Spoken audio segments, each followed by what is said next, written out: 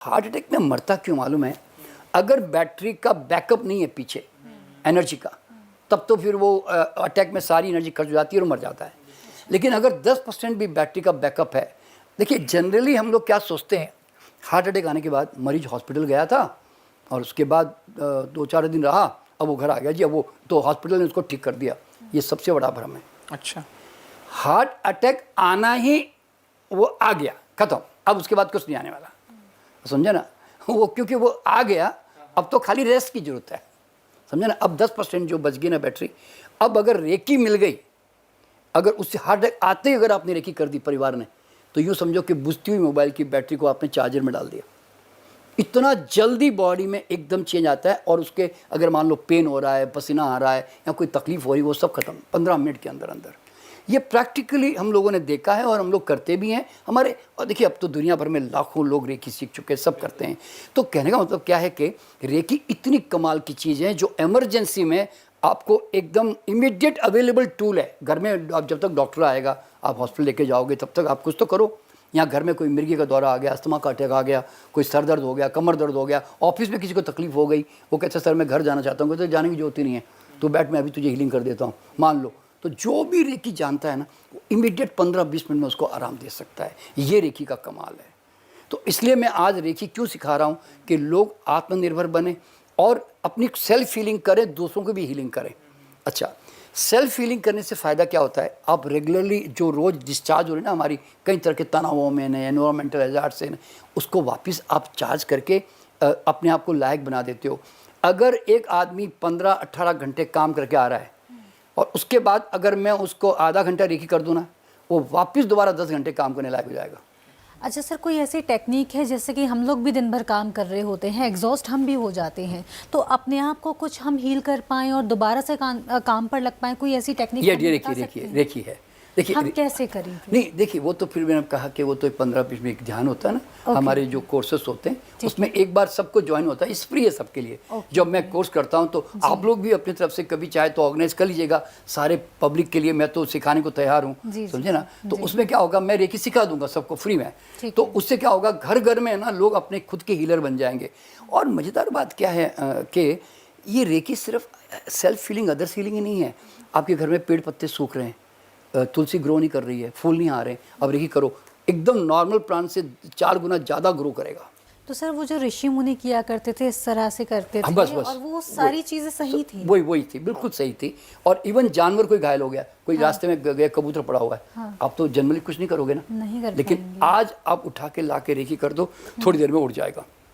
अच्छा। आज रास्ते में कुत्तों को कहीं गाड़ियाँ मार जाती है, हम लोग गाड़ी रोकते हैं और जाके कुत्ते को हीलिंग करते हैं और वो थोड़ी देर बाद चल पड़ता है बेचारा। अच्छा। मतलब इतनी कमाल की चीज़ है कि किसी के भी अंदर तुरंत एनर्जी और जीवनी शक्ति जो है प्रबल कर सकती है, ऐसी चीज़ है रेकी। इसलिए मैं इसके साथ जुड़ा हुआ हूँ। और अभी तो रेकी में बहुत लंबी चौड़ी चीज़ें हैं, मतलब living, non living, even you can influence non living also. अच्छा, इवन नॉन लिविंग का मतलब है आप अपने को मोबाइल को इन्फ्लुएंस कर सकते हो, कंप्यूटर को, अपनी कार को, आपके वॉशिंग मशीन को, आपके फ़ैन को, इवन दीवार को, आप अपने कपड़े को, आपके पेन को, यानी कि everything can be influenced by energy. Sir जैसे अभी आपने कहा कि आपने बहुत सारे कैंसर पेशेंट को भी हील किया है, इसको मैं थोड़ा समझना चाहूँगा। जब हम डॉक्टर के पास जाते हैं, अगर कोई कैंसर पेशेंट है, उसको या लास्ट स्टेज है तो उसको एक टाइम दे दिया जाता है, इतना टाइम आपके पास बचा है, या पहली स्टेज है तो भी बता दिया जाता है कि अगर ट्रीटमेंट आप कराओगे तो ठीक हो पाओगे। अगर आपके पास कोई ऐसा पेशेंट आया है कि उसको डॉक्टर ने जवाब दे दिया कि आपके पास इतना ही टाइम है, 1-2 साल, इसके बाद आप नहीं जिएंगे, तो क्या हील करके आपने उनकी जान बचाई है?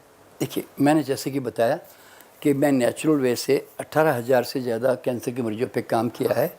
और मैं आपको मेरे वो क्या बोलते हैं, न्यूज़ कटिंग्स और मेरे फोटोग्राफ भेज दूंगा कि जिसमें मैंने राष्ट्रपति भवन में और राज्यसभा लोकसभा के मेंबर के सामने और प्रेस कॉन्फ्रेंस में मैंने 40 कैंसर के मरीज एट ए टाइम, और इवन सुनील दत्त के सामने भी, मतलब वो भी हमारे साथ थे एक समय में, तो हमने उनके सामने प्रेजेंट किया है।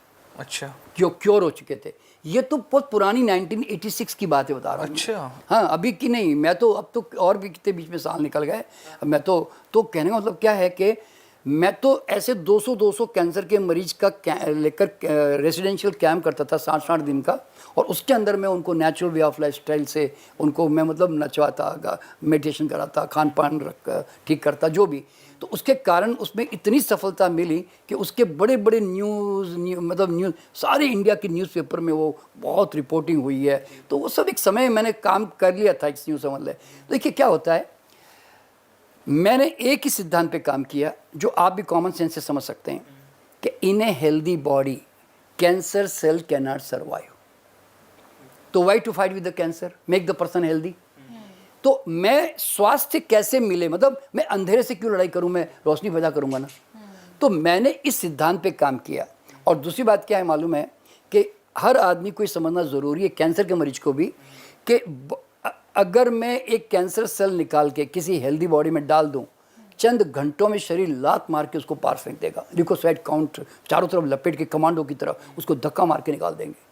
तो आप जरा सोचो, आपका शरीर ही सबसे बड़ा कैंसर का दुश्मन है। तो कैंसर ग्रो होने के लिए आपने इतनी खतरनाक टॉक्सिक सॉइल क्रिएट कर दी है कि उसको मजबूरन ऐसी ग्रोथ में जाना पड़ रहा है। तो मैं क्या करता हूँ, मैं वो ग्रोथ को नहीं देखता कि पेड़ क्यों पनप रहा है, मैं कहता हूँ ये पेड़ को जड़े को खाना कहाँ से मिल रहा है, वो है आपकी ब्लड केमिस्ट्री। मैं उसको ठीक करता हूँ, वो माइंड से कनेक्टेड है, खान पान से कनेक्टेड है, एनवायरनमेंट से कनेक्टेड है, मैं उसको ठीक करता हूँ। तो जिसमें ठीक होने की पॉसिबिलिटी हो, देखिए ठीक मैं करता हूँ ये तो शब्द ही गलत है, उसमें ताकत है, जीवनी शक्ति बची हुई है, और उसके अंदर तो और वो थोड़ा स्ट्रिक्टली फॉलो भी करता है, मुझे मतलब विश्वास भी करता है, फेथ भी करता है नेचर पे, तो वो लोग ठीक होने लग जाते हैं। और जिसके अंदर नहीं है तो मैं यूँ कहता हूँ कि भाई अगर क्यों नहीं हुए तो फिर आप कंफर्टेबल सर्वाइव तो करोगे ही।